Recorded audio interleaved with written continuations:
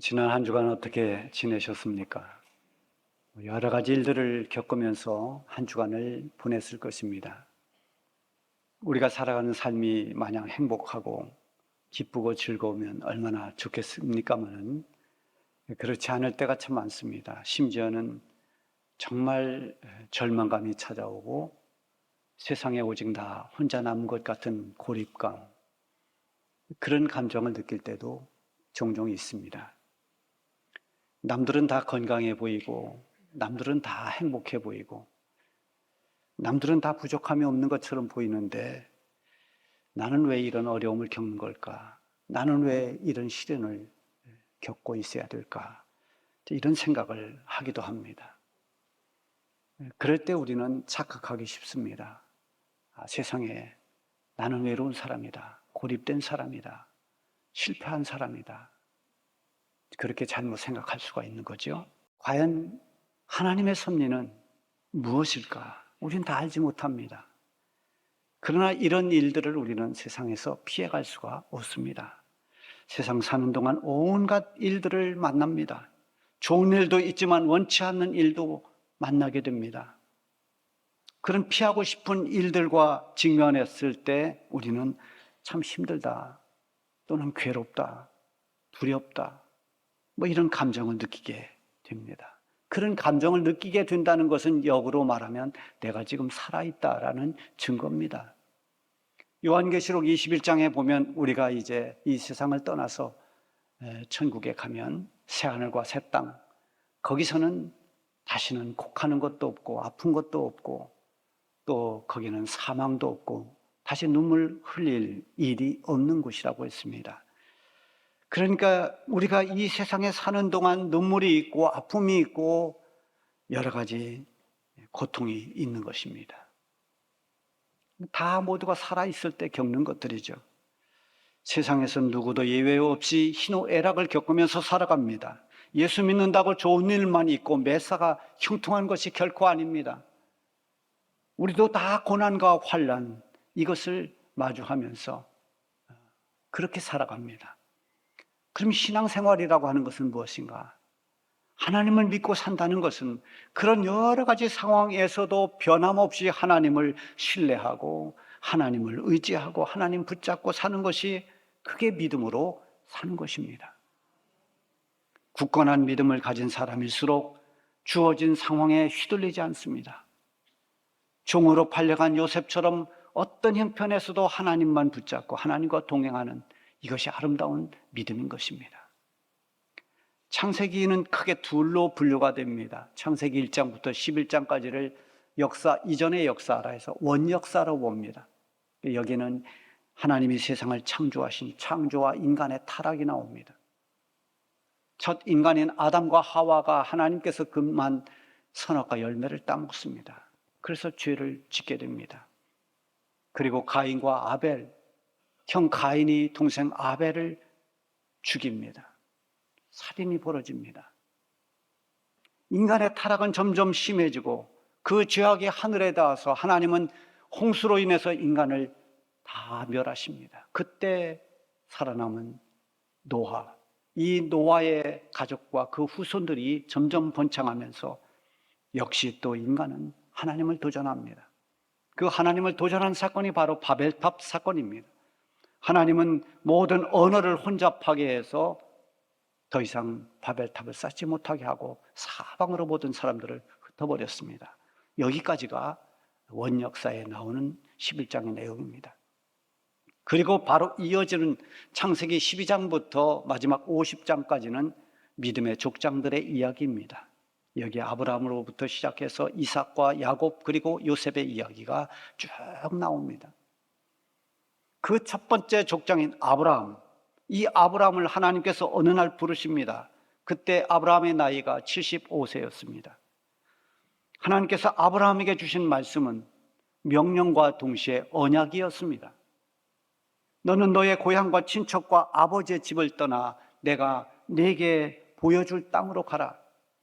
이게 명령이죠. 그리고 약속하십니다. 내가 너로 큰 민족을 이루고 네게 복을 주어 네 이름을 창대케 하리니 너는 복이 될지라, 이 선포하십니다. 이렇게 하나님의 특별한 부르심을 받고 하나님께서 주신 이 축복의 언약을 붙잡고 아브라함이 길을 나섰지만 그가 가는 길은 결코 순탄하지를 않았습니다. 심한 기근으로 인해서 애굽에 내려갔다가 아내를 왕에게 뺏길 뻔한 사건도 있습니다. 함께 떠났던 조카 롯, 그 조카와 아브라함 종들 간의 갈등과 다툼으로 인해서 서로 헤어져야 하는 그런 일도 있었습니다. 자, 오늘 본문 시작하는 15장 1절에 보면 그 후에라고 했습니다. 그것은 본문의 내용이 전개되기 이전에 어떤 일이 있었음을 암시하고 있습니다. 그 후에. 그 일은 바로 창세기 14장에 나와 있습니다. 사해를 주변으로 한 거기 이 연합군들과 그리고 저 메소포타미아 지역의 엘람 왕 이 그돌라 오멜이라고 하는 왕이 이끄는 네 왕이 결집한 이 연합군 간의 전쟁이 일어납니다. 근데 이 그돌라 오멜이 이끄는 연합군이 계속 승전을 합니다. 그래서 소돔과 고모라 지역이 초토화됩니다. 아브라함의 조카인 롯이 바로 소돔에 살고 있었는데 소돔에 살던 롯도 끌려갔고 그의 가족들 그리고 거기에 살고 있는 많은 사람들 다 끌려갔고 재산도 다 약탈당합니다. 자, 이 일이 있은 후에 아브라함이 자기가 자기 집에서 훈련된 그 사병과 같은 318명을 데리고 연합군을 쫓아갑니다. 이게 보통 용기가 아닙니다. 쫓아가서 그들과 싸워서 승리합니다. 뺏겼던 재물을 다 다시 도로 찾아오고 조카 롯도 그의 가족도 또 소돔 사람들도 다 구출해서 개선 장군처럼 돌아옵니다. 그때 소돔 왕이 나와서 이 아브라함을 대대적으로 환영합니다. 얼마나 고맙겠습니까? 자신들을 위해 싸워준 아브라함 얼마나 위대해 보였을까요? 그리고 살렘 왕 멜기세덱도 떡과 포도주를 가지고 나와서 아브라함을 축복하며 하나님께 찬양을 올렸습니다.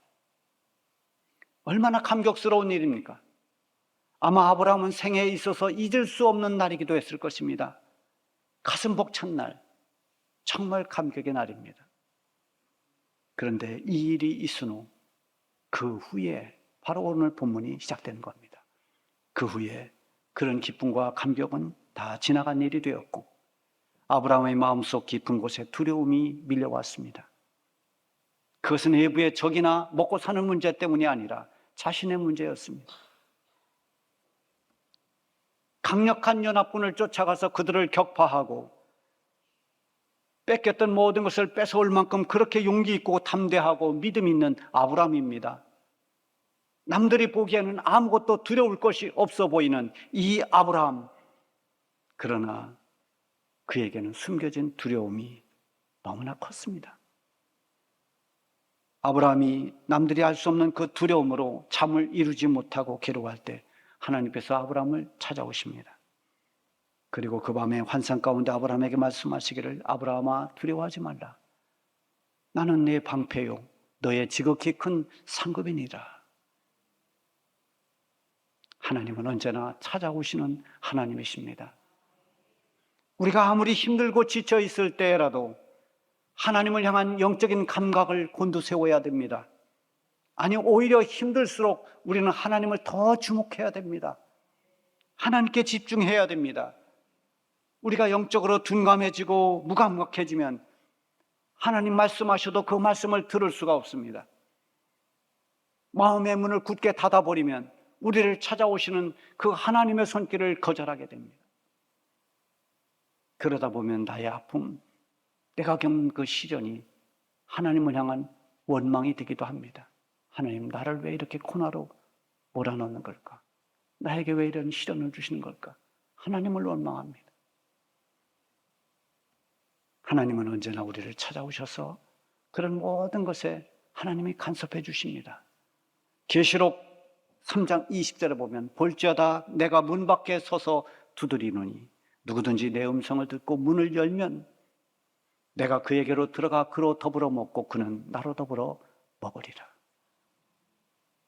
우리가 마음의 문을 활짝 열고 영과 눈의 귀를 열어서 주님을 바라보면 주님은 어느새 나를 찾아와 내 마음의 문을 녹화하고 계십니다. 그리고 나에게 말씀하고 계십니다. 하나님은 찾아오실 뿐만이 아니라 찾아오시는 하나님인 동시에 위로해 주시는 하나님이십니다. 하나님의 위로는 모든 사람을 다 일으킬 수 있습니다. 하나님의 위로를 받는 사람은 회복될 수 있고 하나님 위로를 받는 사람은 다시 힘을 낼 수가 있습니다. 우리는 그래서 누구나 다 하나님의 위로가 필요합니다. 하나님의 위로가 필요하지 않는 사람이 누가 있겠습니까?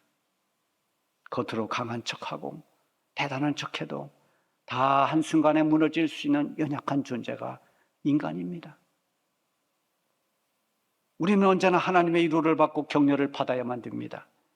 하나님은 때로 말씀을 통해서 또는 우리가 기도할 때 그 기도를 통해서 또는 예배 시간에 예배를 통해서 혹은 목회자나 또는 어떤 우리의 이웃이나 사람을 통해서 일을 통해서 여러 가지 통로를 통해서 하나님은 우리에게 위로를 주십니다.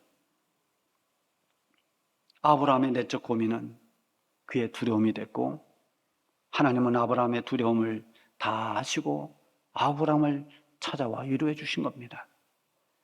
아브라함의 두려움이 무엇일까? 아브라함의 두려움은 점점 나이는 많아가고 늙어가고 있는데 상속자가 없다는 것입니다. 그 당시 사회 상황으로 보면은 아들이 없다는 것은 굉장히 치명적인 약점입니다. 그리고 불안의 요소였습니다. 집에서 훈련받은 사병 같은 사람들이 300명이 넘는 그것을 보면 이 고대 사회에서 아브라함이 얼마나 강력한 힘을 가지고 있고 또 얼마나 많은 부를 갖춘 그런 족장이었는지를 우리는 짐작해 볼 수가 있습니다. 그런데 이렇게 많은 것을 가지고 있지만 아브라함에게는 상속할 아들이 없습니다. 자신을 지켜주고 부양해줄 버팀목이 없고 믿고 맡길 상속자가 없는 것입니다. 무엇보다도 하나님께서 자기를 부르실 때 하나님의 언약의 첫 번째가 무엇인가 하면 내가 너로 큰 민족을 이룬다 이거였습니다. 그런데 현실을 보니까 큰 민족은 그만두고 단 한 명의 아들조차도 지금 없습니다. 상속할 아들조차 없는 그런 형편입니다. 지금까지 하나님 부르심을 받고 하나님의 말씀에 순종해서 고향을 떠나서 여기까지 왔는데 하나님이 약속해 주신 그 하나님의 언약은 다 파기되고 만 것일까? 이런 회의가 올 수 있는 때입니다. 이때 하나님께서 아브라함에게 두려워하지 말라 하면서 두 가지 말씀을 주셨습니다. 그 첫 번째는 나는 네 방패다. 여러분 방패 알죠? 방패는 적들이 칼을 휘두르거나 창으로 찌를 때 그걸 막아주는, 자기를 보호하는 그게 방패입니다. 하나님이 내가 네 방패다라고 말씀하신 것은 내가 너를 지켜주고 내가 너를 보호하는 너의 하나님이다라는 것을 말씀하고 있는 것입니다. 아브라함에게 있어서 하나님이 누구신가? 그걸 다시 한번 각성시켜 주고 있습니다. 돌아보면 아브라함이 얼마나 많은 위험한 고비를 넘겼는지 모릅니다. 애굽에 내려갔을 때도 자기의 사랑하는 아내를 애굽 왕에게 뺏길 뻔했습니다. 그때 하나님이 직접 간섭하셔서 바로 왕을 두렵게 하고 그 문제를 해결해 주셨습니다. 그돌라 오멜이 이끄는 강력한 그 연합군을 쫓아가서 그들과 싸워 승리하도록 도와주신 분이 누굽니까? 아브라함의 힘만 가지고는 이거는 어려운 일입니다. 하나님이 아브라함을 지켜주셨고 하나님을 보호하셨습니다. 그래서 여기까지 온 것입니다. 지금까지도 하나님께서 아브라함의 방패가 되어주신 것처럼 지금 두려워하고 있는 지금의 이 순간도 하나님은 여전히 아브라함의 방패가 되고 앞으로 살아갈 모든 미래에도 하나님은 그의 방패가 되어주신다는 것입니다. 아브라함의 방패가 되어주신다는 것은 그가 가는 모든 길에 하나님이 보호자가 되어주신다는 그런 의미인 것입니다. 그리고 또 하나는 나는 너의 지극히 큰 상급이니라. 여러분 우리가 어떤 상급을 받기를 원합니까? 아브라함이 얻을 상급은 권세나 명예가 아닙니다. 이미 하나님께서 그런 모든 것 다 축복하셨습니다. 엄청난 부, 권력, 명성, 가나안의 유명한 그런 이름난 명성 있는 족장이 아브라함입니다. 그런데 하나님께서 아브라함에게 내가 너의 지극히 큰 상급이다 라고 말씀하십니다. 어떤 세상에서 얻은 부나 명예, 그런 게 아닙니다. 하나님이 아브라함의 상급이라는 것입니다. 얼마나 크고 행복한 상급입니까? 세상의 무엇과도 비교될 수 없는 상급입니다. 쉽게 말하면 하나님이 나의 하나님이 되어주신 것보다 더 귀한 상급은 없는 것입니다. 우리가 두려움에 빠질 때, 슬픔이나 염려에 빠져 있을 때 이런 사실을 망각하기 쉽습니다. 아브라함도 그랬습니다. 그래서 하나님의 약속을 끝까지 붙잡지 못하고 인간적인 방법을 생각했습니다. 그렇게 인간적인 방법을 시도할 때는 하나님에 대한 서운함도 거기에 묻혀 있습니다. 하나님, 저로 하여금 큰 민족을 이루어 주신다고 하더니 아들 하나도 주시지 않았습니다. 저에게 이렇게 상속할 수 있는 아들이 없으니, 하나님이 주시지 않았으니 저는 이제 우리 집에서 키운 저 다메섹 사람 엘리에셀, 그를 상속자로 삼아야 되겠습니다. 오늘 본문 2절 3절에 나오는 말이 바로 그런 말입니다. 하나님, 저에게 상급을 주신다고요? 무슨 상급을 주십니까? 제게 있는 상속자는 이 다메섹 출신 엘리에셀입니다.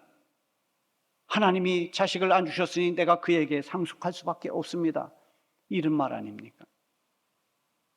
아브라함은 아직도 하나님께서 주신 말씀의 의미를 바로 깨닫지 못하고 자기 생각에 빠져 있습니다. 우리도 우리 현실에서 어떤 괴로움이나 어떤 염려에 빠져 있으면 하나님의 말씀이 주시는 그 의미보다는, 그 위로보다는 자기의 생각으로, 자기의 어떤 감정으로 그런 모든 하나님의 말씀과 생각들을 다 묻어버립니다. 우리가 하나님을 믿는다고 하는 것은 하나님의 존재 자체를 믿는 수준을 넘어서는 겁니다. 하나님은 계시다라는 것을 믿는 것, 그것 이상입니다. 하나님이 계시다, 거기까지만이 아니라 그렇게 살아계시는 하나님은 나를 구원하신 하나님이시고 나를 부르시고 나를 인도해 주시는, 나의 힘과 도움이 되시는, 지금도 살아 역사하시는 나의 하나님이라는 것을 믿는 것이 하나님을 믿는 것입니다. 이 믿음이 있을 때 우리의 염려, 우리의 두려움, 그것을 나 혼자만 끌어안지 않습니다. 나를 구원해 주신 하나님, 나를 도우신 하나님, 나는 하나님께 내 문제를 맡기겠다고 믿음으로 맡길 수 있습니다. 하나님을 의지한다는 것입니다. 하나님께 맡긴다는 것은 하나님을 신뢰하지 않고서는 하나님께 맡기지 못합니다. 맡기는 것은 믿음의 행위입니다. 시편 37편 5절에 보면 네 길을 여호와께 맡기라. 그를 의지하면 그가 이루시고. 네가 가는 길을 하나님께 맡기라 말씀하십니다. 베드로전서 5장 7절에는 네 염려를 주께 맡기라. 이는 그가 너희를 돌보심이라. 네가 가는 모든 것, 또 내가 지금 염려하고 있는 것, 하나님을 신뢰하고 하나님께 맡겨라. 그럼 하나님이 이루어 주시고 하나님이 너희를 돌봐주신다. 하나님은 아직도 두려움과 원망 가운데 있는 이 아브라함에게 네 몸에서 날 자가 네 상속자가 될 것이다, 이렇게 말씀하십니다. 그리고는 아브라함을 장막 밖으로 이끌어내십니다. 아브라함이 밖으로 나와 보니까 밤하늘의 별들이 가득 반짝이고 있었습니다. 그렇게 반짝거리는 그 밤하늘의 별들을 바라볼 때 하나님이 다시 약속해 주십니다. 너는 하늘을 우러러 저 무별들을 쓸 수 있나 보라. 이와 같이 너희 자손이 번성할 것이다. 그동안 분주하고 치열하게 살아오느라고 밤중에 하늘을 쳐다볼 일이 없었을 것입니다. 밤에는 고단한 잠을 자야 했습니다. 그러나 이 일이 있은 후에 아브라함은 자주 밖에 나가서 밤하늘에 반짝이는 그런 수많은 별들을 바라보았을 것입니다. 그리고 그때마다 하나님이 주신 말씀을 마음에 새겼을 것입니다. 전에는 관심이 없던 밤하늘, 그곳에서 바라보던 그 자리가 그 밤하늘을 쳐다보던 그 자리가 이제는 아브라함의 묵상의 자리가 되고 아브라함의 큐티의 장소가 되었을 것입니다. 그래, 하나님은 신실하신 하나님, 나를 인도하신 하나님, 하나님의 약속을 이루시는 하나님이시다. 그래서 6절에 보면 아브라함이 이제는 두려움 대신 믿음으로 무장했습니다. 상황은 여전히 불가능해 보입니다. 나이가 많습니다. 인간의 방법으로는 이제는 방법이 없습니다. 그럼에도 불구하고 그는 하나님의 말씀을 전적으로 믿었습니다. 하나님은 그런 믿음을 의로 여겨주셨다고 했습니다. 이 창세기 15장 6절 말씀은 굉장히 중요한 말씀입니다. 아브라함이 믿을 때 그 믿음을 의로 여겨주셨다. 여러분, 우리는 머리로 분석하려고 합니다. 따집니다. 피조물인 인간이 창조주 하나님에 대해서 따지고 듭니다. 그때는 답이 안 나옵니다. 여러분, 우리 이성의 한계에서 답을 얻지 못하는 것들이 얼마나 많습니까? 지금 이 늙은 아브라함이 아들을 얻을 수 있다는 하나님의 말씀을 어떻게 답을 얻을 수 있습니까? 답이 안 나오는 것입니다. 그럼에도 불구하고 아브라함은 하나님 말씀을 믿었습니다. 하나님이 그 믿음을 의롭게 보아주셨다고 했습니다. 우리의 신앙생활에도 믿음으로 해결해야 될 일들이 얼마나 많은지 모릅니다. 그리고 다시 한번 하나님은 아브라함에게 있어서 하나님이 누군지를 각인시켜 줍니다. 7절에 보면 나는 이 땅을 내게 주어 소유를 삼게 하려고 갈대아인의 우르에서 이끌어낸 여호와니라. 하나님께서 저 죄악과 우상의 땅인 갈대아 땅에서 아브라함을 이끌어내셨습니다. 그리고 그를 축복하셨습니다. 아브라함에게 있어서 가장 큰 복은 무엇입니까? 그것은 많은 재산이나 명예가 아니라 하나님의 택하심을 받고 하나님의 언약 안에 있다는 것이고, 하나님이 그의 인생, 아브라함의 인생을 돌보시고 이끌어 주신다는 것입니다. 저와 여러분에게 있어서 하나님은 누구십니까? 우리를 택하시고 부르셔서 구원을 얻게 하시려고 멸망에서 이끌어내신 구원의 하나님입니다.